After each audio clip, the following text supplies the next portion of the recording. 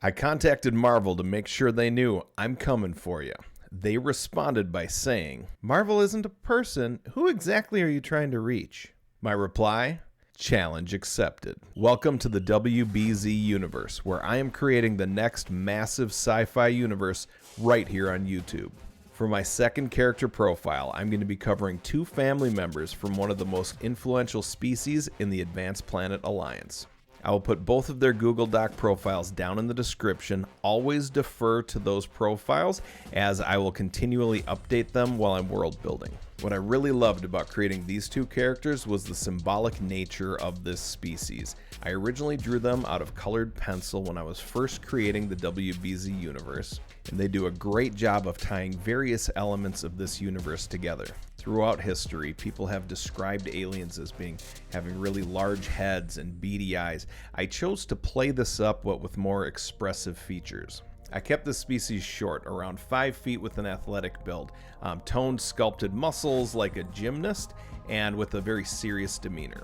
Their species is the Volaris, from the planet Volaris. The reason humans have described their species in multiple accounts is because the Volaris have taken it upon themselves to protect Earth from knowledge of the APA. Now, the reason for this is they know that Earth is not nearly advanced enough for the APA, but they know that once we realize there is life off-planet, that we're going to turn our attention to the stars. The Volaris have kept us in check in multiple ways. They start out by abducting specific people and placing little tiny trackers in them that record their audio and visual information. These were scientists, military officials, politicians. They did this so that they would know exactly when and where we would be building satellites that might be able to track that type of information. Anytime they would catch wind that a powerful telescope was being built, they would implant a virus that would keep the information it gathered benign. After the internet was invented, this job became much easier, and they rarely need to come into Earth's atmosphere anymore. This is where those reports of bug-eyed aliens originated. Once in the public consciousness, those images made their way into people's dreams, drug-induced episodes, and their desire for attention, just like other forms of mass hysteria. Then, once pop culture took hold of it, the word alien would always be associated with the face of the Volaris.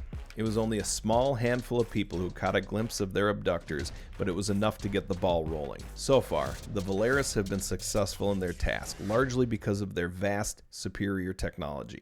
Their computer viruses have an AI component to evolve when necessary and hide from detection. I'll be going over Commander Yaas and Zeta. Commander Yaas is Zeta's grandfather, and he's often referred to as the hero of the Milky Way. Yaas was 220 years old when he retired from active military to command a window deployment fleet.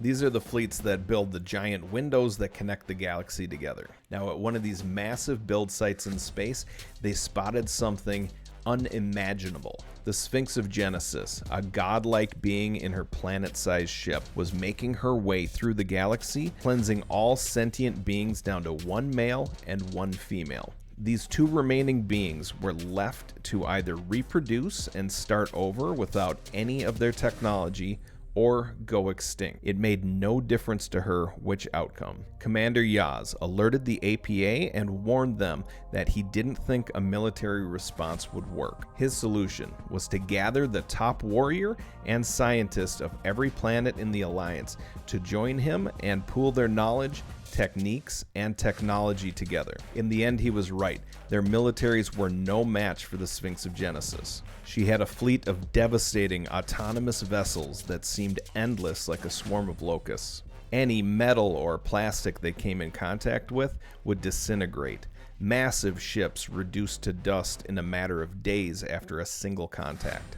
Commander Yaas gathered the scientists and warriors on the next planet that they thought the Sphinx was going to visit, collaborating with his peers until they were vastly more powerful than any of them were when they first arrived. Through shared knowledge and engineering, new biotech was created to increase their strength and endurance. Medical devices that were nothing less than miraculous were prepared for each of them to use. But most importantly, from a tiny planet that had just joined the APA came polarity. Polarity is our magic system where you can expand and contract the distance between molecules to do really cool stuff.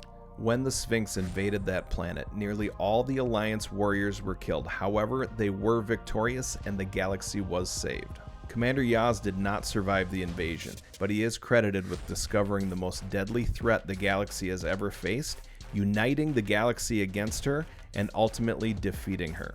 The surviving warriors refused to leave the island where the final battle took place, and they formed what would eventually become the Milky Way Academy right there on that very spot. I think it's safe to say that without Commander Yaas, there would be no WBZ universe. As for his grandson, nearly 300 years later, Zeta is now the head of security for the Milky Way Academy. Only 163 years old, Zeta is in his prime. Due to his grandfather's legacy, many expected Zeta to head the APA like his mother once did, but Zeta never wanted anything to do with politics.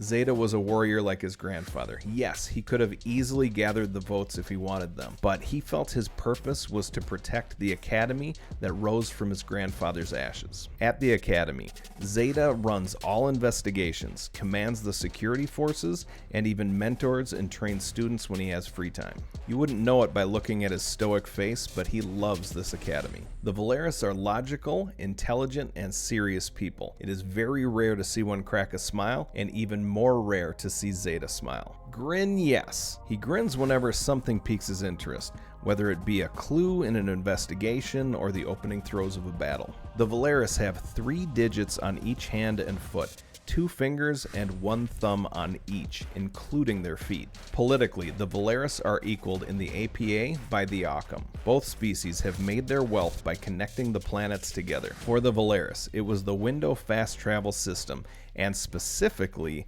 the fees that each planet pays to use them. Thank you, and to go further down the rabbit hole, click the next video for more on the WBZ universe. Top dog, top flow, boss mode, I'm the kingpin, showstopper, top dog, Godfather, I'm the kingpin.